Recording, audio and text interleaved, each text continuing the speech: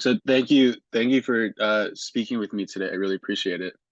Um, so I figured that we just like do some introductions, icebreakers, things like that. So my name is Asher. I'm a senior at Michigan studying economics with a minor in entrepreneurship, which is why I'm in Professor Tarver's class, and I'm really excited to learn more about your business and um, excited to help in any way I can, really. Okay, so I'm Rhonda Grayer. I'm the one of the owners of WT Stevens Construction. So we are a specialty contractor focusing on underground utilities. We also do demolition, and so we're really excited to be connecting with the students. And I think that we can certainly learn something from you guys. So we're excited to be part of your program, your trial program Awesome. this session. Yeah, definitely. We're excited too. And so there's three other kids in my group and they all couldn't make it today. So it's there's Evan, Sunmeet, and Makari. So they'll all be helping with us as well. So we're all very excited to learn more. So I guess so I have like a set of questions, and if I'm looking up, it's because I have a monitor above me. So I'm just like gonna take some notes. So I guess to start, what motivated you to start your business? So we are a second generation. My dad was uh, construction was his what he really loved to do. So, but he was he migrated from Louisiana to work in the factory, and that's what he did during the day. But he had 8 kids, and so Wow. his father, yes. So his father was in construction, and so he worked third shift in the plant, and then during the day he did construction. And what motivated me was I never, it seems like he was dirty all the time because he did renovation. So I really wanted to shy away from the dirt. But, at his funeral, he died in 2002. And at his funeral, there were so many people whose lives he had impacted. And, I was not aware of that because I never really looked at it from that perspective. And so that was what motivated me to really want to be an entrepreneur. That's a really great story. You have a huge family. That's incredible. Yeah, I do. Yeah. I don't know if that's a Um, not, but um, so I know, so you talked about the community that you recognized at your father's funeral. Do you think there's like a distinct community now that you serve in particular? yes, I do. I think that what really is exciting to us is to be able to, and you may be too young to know this, but uh, General Motors is why my dad came here, as I stated earlier, and Yeah. it was one of those jobs that provided uh, enough income to be able to take care of a family. Well, I see construction as one of those jobs, careers that can afford you the opportunity to be able to take care of your family without having a formal education. So the fact that somebody can make a living wage without, spending, I have 2 degrees, so I know what it's like to go to Wow. college, have degrees, spend the money, and still, not necessarily be satisfied with the amount of money that you make, which was my experience some years ago. Okay. Hmm. So I think that me being able to provide that opportunity is, quite, rewarding for me. So it was Definitely. the thing that makes, what I do um meaningful. Definitely. So do you think that like the ability to provide for your family without education, is that something within a community that is like you are trying to address more or less, like be able to solve a problem more or less? Well, you know what? I will say that that is not how I necessarily started out, but Yeah. as you step back and look at things, this has certainly turned out to be uh, definitely over the last 2 or 3 years with the infrastructure bill, the infrastructure opportunities, this has certainly turned out to be, one of those careers, opportunities that can, change someone's life. I mean, Yeah. we've seen that firsthand. And so, if, for me, it was not what I originally pursued. I knew that I wanted to, try and be a benefit to people and help people, but I didn't really know how or what skill I possessed, that would allow me to be able to do that. My background is in accounting and finance, so Oh I wow. didn't know how I was going to be able to, be a benefit to someone. So Yeah, definitely. it, for me, it's kind of uh, purpose fulfilling, and Hmm. again, you Yeah, know. that's great. That's great. Um, so then going off of that, do you think that there's like specific projects or current projects maybe that are also addressing things within your community that is very fulfilling for you? I think that setting goals and achieving them and bringing people along with you and seeing their lives changed is what is most rewarding for me. I would say that, you know, um, and the being able to scale up is, gives me the opportunity to open even more doors for, people in the communities that I serve in the inner cities, because Hmm. not everybody sees construction as a viable career opportunity. Yeah. I know that when I was growing up and I was in high school, and I was at the brink of choosing what I wanted to do, it was never construction. Of course, I always thought go to college, um, go to college for 4 years, come out, get a great job, and that's where your career starts. But of course, and that did happen for me on some level, but college isn't for everybody. Not Hmm. everybody can afford to go to Yeah, college. definitely. And so what about those that can't afford to do it, or that just don't necessarily have the aptitude um to study at that level? So what Yeah. about those individuals, right? I have a few of my friends from home that I grew up with, their families were both in the construction business contracting, and they're both really incredibly happy people and successful. Like it's yeah, I totally agree. Um, so then I guess looking more in terms of like the foundational elements of your business, Hmm. um, I'm curious. So what are the exact like product segments or services that the business provides? Um, and like the customers that like are your primary customers, just like the nitty gritty things like that.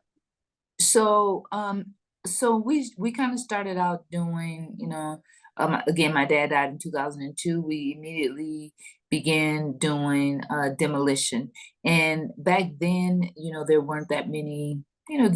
Demolition just wasn't that big. Now, Hmm. just due to migration out of the towns that we live in and into the suburbs and into other Yeah. places, demolition has gotten really big in the inner cities. So we started out doing demolition, and it wasn't really, wasn't a lot of it going on in the winter time.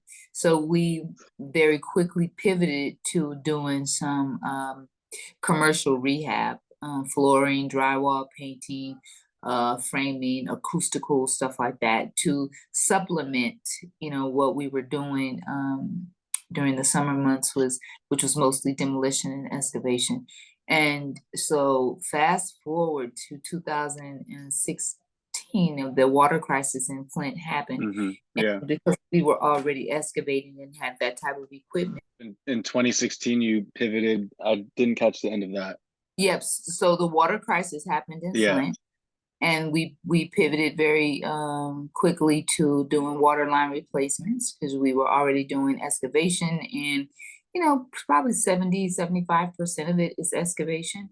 Hmm. And so we pivoted to doing that, and we've been doing mostly that ever since because, once Flint kind of was a floodgate, and it Yeah, opened floodgates across the country. So we are doing water line replacements now in the surrounding counties around Flint and Detroit. definitely. Wow. Um, so I know you mentioned the migration within Flint. How is your previous customer segments compared to, I guess, now? I know there's like a lot of population shifts. How do you think that's affected the customers you guys are providing for? Well, I think I think the migration has created some awesome opportunities Hmm. for us in terms of demolition. Yeah. Um, there's probably about $40 million just in Flint alone for demolition work due to the housing stock steadily the stock of abandoned houses is steadily increasing. There's probably about 3,000 on the roll on the roll. So Hmm. um probably 2,000 waiting to be demolished. Wow. Another in a holding stage. So yeah, uh that's that's kind of how the migration has impacted us. So that's something that we're going after right now Hmm. because we have the experience in demolition. But the infrastructure bill provided millions of dollars in for water line replacements across the state of Michigan. Wow. Wow. So I read on your website that you're women run and owned, which I think is incredible. How do you think does that differentiate your company, do you think, between your competitors? I don't think so. I think that, I mean, just in terms of, the lack of opportunities for women in this sector kind of shines a light. But, other than that, I don't think that we get very many, it's not very different otherwise. Hmm. Definitely. Um, so how have you guys made efforts to acquire new customers? Is there a specific strategy that you guys have, a marketing strategy? Yeah, we do. Uh, so we have been pursuing opportunities on the federal level. Hmm. Most of the work that we do is with municipal agencies. Okay. And so one of the things that we did is that we pivoted to kind of soliciting, prime contractors that are bidding much larger contracts than we have the capacity to bid. Hmm. So we've been looking for more subcontract opportunities. And we've also been working to pivot, outside of our local area. And so we're also, pursuing, looking for licenses, getting licenses and certifications in other states that have opportunities in the areas where we have our specialty. For when you try and find subcontracts, is there like a database that you look through, or is it like you have to look for those outside of your network, or how does that work? Yeah, well, a lot of it is we will, our local P-tax. Of course, we could be, one second, I'm sorry. No worries.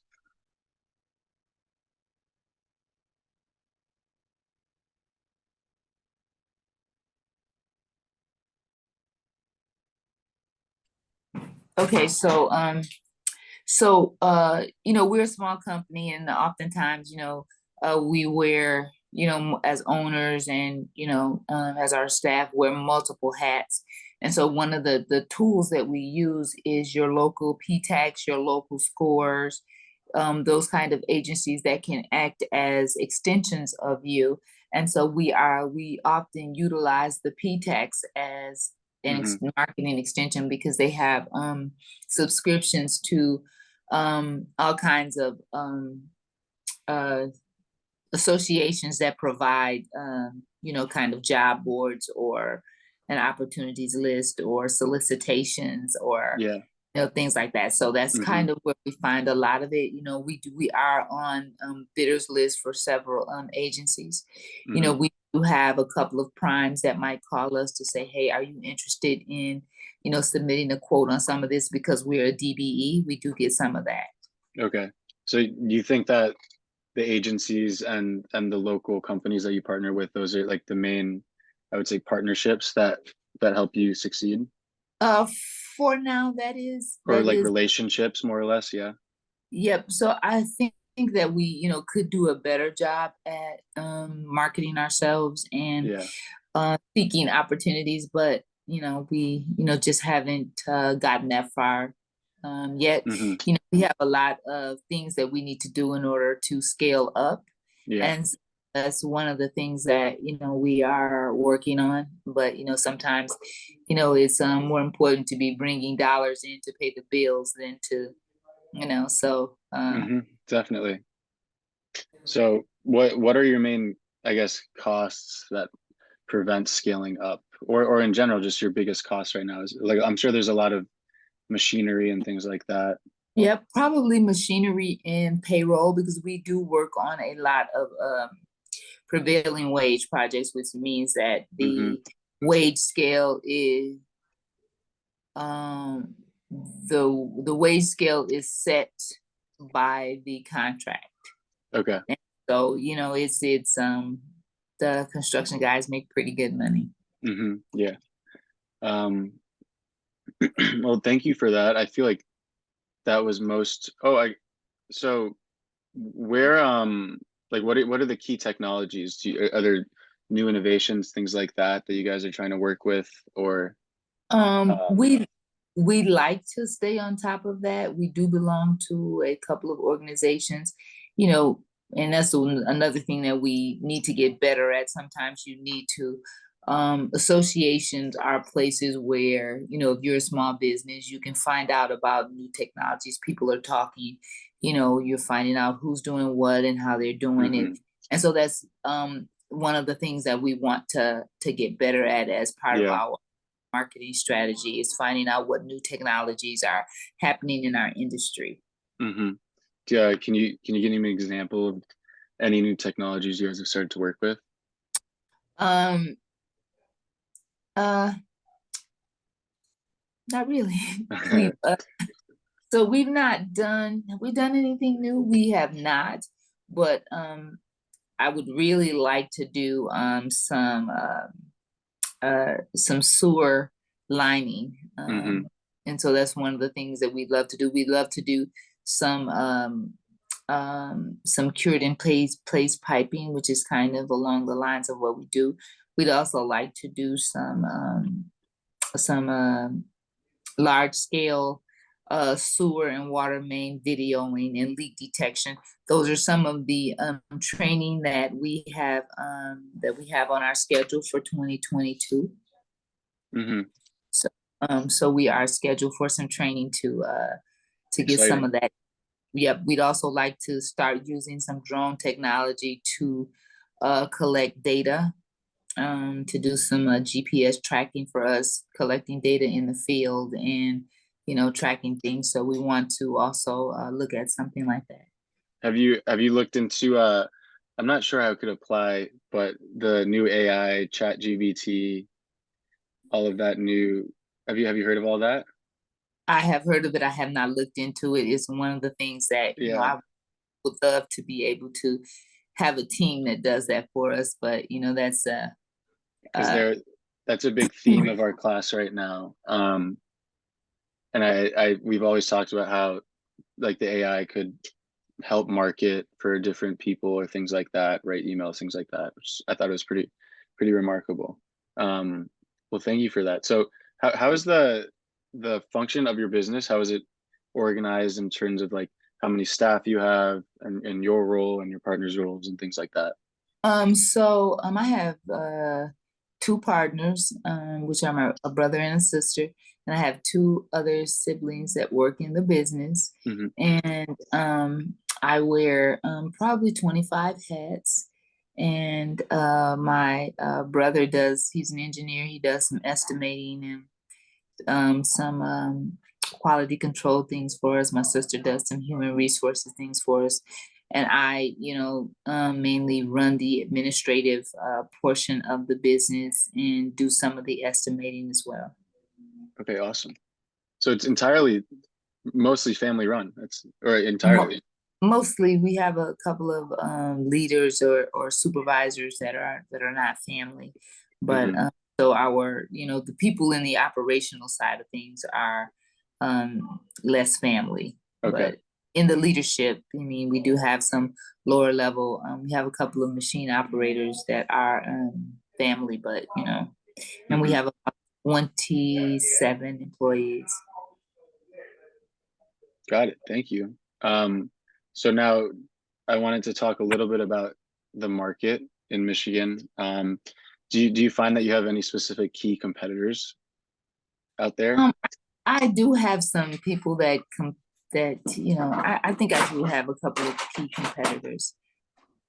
Is it very saturated though, or is it I know I don't. I think that okay? it's a relatively um because it's not that they've not been being done in the past, but just on the scale of that they're being done now.